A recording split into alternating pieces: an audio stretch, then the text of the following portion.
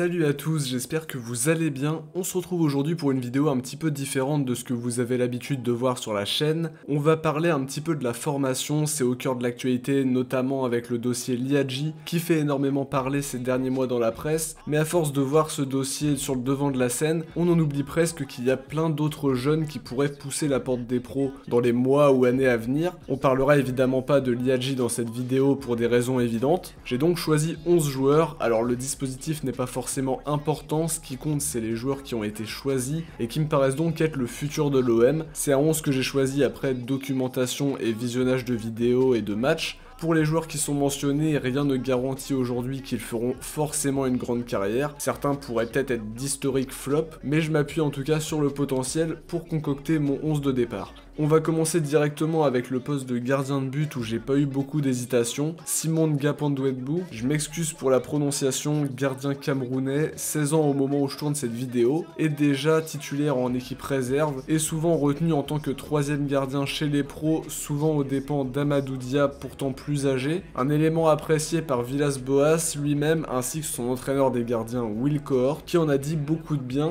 Un gardien qui est décrit comme très explosif, très agile, avec peut-être parfois des manques de concentration, ce qui viendra avec l'expérience. Le club l'a déjà verrouillé avec un contrat pro signé au mois d'octobre. Sa ressemblance physique avec Mandanda est frappante, on espère qu'il aura la même carrière à l'OM. Il est en tout cas bien conseillé par Mandanda et Pelé aux entraînements, ce qui va forcément lui donner de très bons conseils. Pour le poste de latéral droit, j'ai opté pour Richard Richard, 18 ans. On parle d'un contrat pro qui devrait arriver pour lui. Déjà sélectionné avec les Bleus en U17, il a une polyvalence intéressante puisqu'il peut dépanner à gauche aussi, même s'il est beaucoup plus à l'aise à droite. Ses points forts sont dans le domaine défensif, il est assez rapide, physique et puissant, avec une endurance assez intéressante. C'est un joueur qui devra pour autant s'améliorer sur l'aspect offensif et dans l'intelligence de jeu, mais pour l'avenir on risque d'entendre parler de lui. À gauche j'ai opté pour Nielsen Kounkou, évidemment vous le connaissez déjà, toujours pas de contrat pro même si lui dispose d'une proposition. On espère que c'est pas un talent qui va nous filer entre les doigts encore une fois. Testé au poste d'ailier gauche aussi par Villas-Boas en pré-saison, il serait pas encore prêt du point de vue tactique, mais il a montré sa vitesse, sa qualité de centre qui me paraît encore perfectible,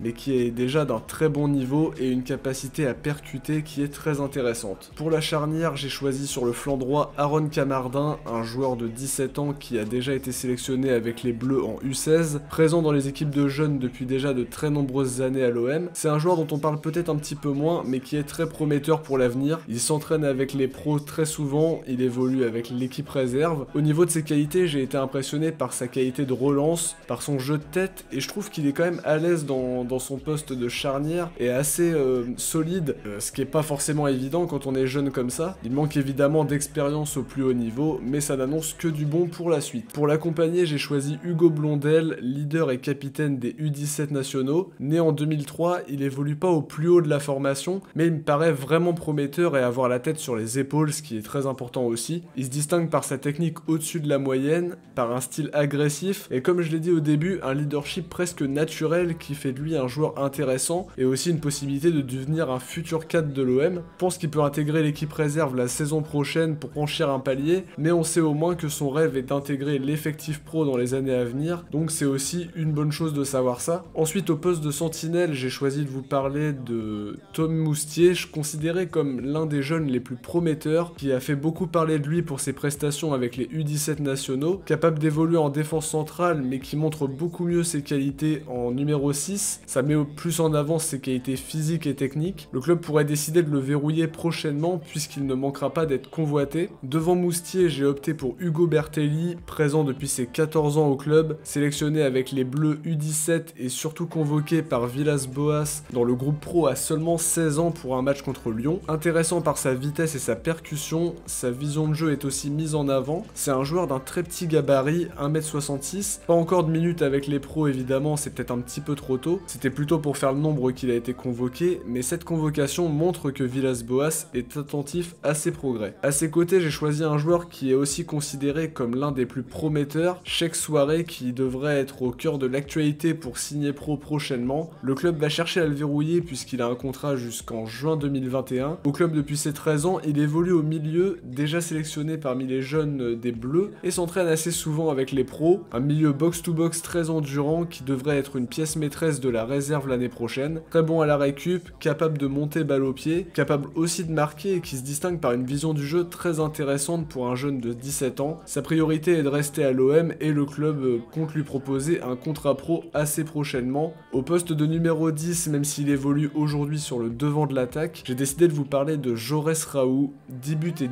14 passes D cette saison, un joueur très juste techniquement, parfois utilisé comme relayeur même si c'est pas là où il est le plus à l'aise. C'est un joueur dont on parle de plus en plus et il est forcément convoité notamment par Leverkusen et Nottingham Forest. Devant parmi les deux attaquants, j'ai opté pour Ilyas Zouaoui, même si son poste de prédilection est sur l'aile gauche. C'était plus facile pour l'inclure dans mon 11. Il évolue avec les U18 de l'OM, il est très bon dans la percussion, il a une qualité de dribble remarquée malgré quelques déchets qui devraient disparaître avec l'expérience. 14 buts cette saison, ce qui montre bien ses qualités. On en parle peu pour le moment, mais il pourrait monter les échelons plus tôt que prévu. Pour l'accompagner, j'ai choisi Thiago Coque. En 3 saisons, il a mis 17 buts en U15, 21 buts en U17, et cette saison une quinzaine de buts en U18 et Gambardella. Né en 2003, le club est attentif à ses progrès.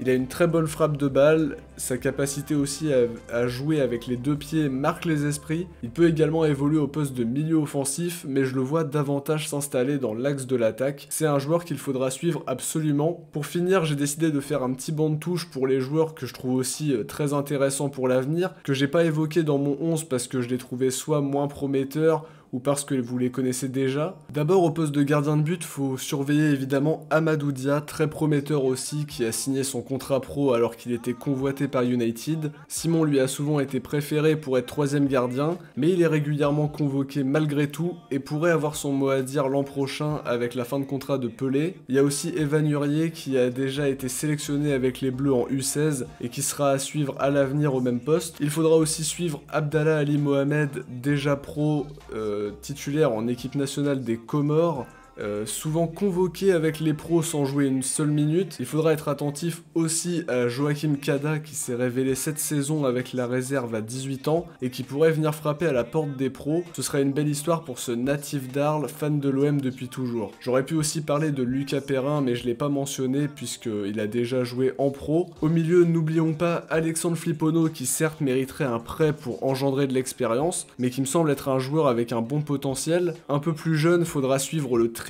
du milieu des U17 nationaux avec Paolo Sortino, Ryan Ketir et Enzo Comon, un trio plein de talent et qui est aussi très convoité. Au milieu, faut aussi mentionner Florian Chabrol qui a conquis Villas-Boas cet été, mais qui a eu un petit peu de mal à obtenir du temps de jeu avec la concurrence. Le milieu offensif, Jonathan Pitou sera également à suivre. Bastien Cordoleani du Phocéen qui analyse très bien les jeunes, utilise même le terme de phénomène pour le décrire, un joueur avec de grandes qualités techniques qui ne passe pas inaperçu. Voici donc mon 11 des minots à suivre pour les années à venir du côté de l'OM. On voit finalement que l'OM possède un bon centre de formation, qui sera d'ailleurs de plus en plus performant depuis que Nasser Larguet en est devenu le nouveau directeur, et apporte une expertise super précieuse. On peut se rendre compte qu'il n'y a pas que du Liadji, mais qu'on a de très bons jeunes qui pourraient s'imposer peut-être dans le futur avec les pros. Évidemment, une carrière est faite de rebondissements, mais en termes de potentiel, on voit quand même pas mal de choses intéressantes. C'est déjà la fin de cette vidéo, j'espère que ce nouveau format vous a plu. Si c'est le cas, laissez un petit commentaire, mettez un petit pouce bleu pour soutenir la chaîne, et n'hésitez pas à vous abonner pour suivre l'OM avec nous. On se retrouve très vite pour une prochaine vidéo. Ciao, portez-vous bien,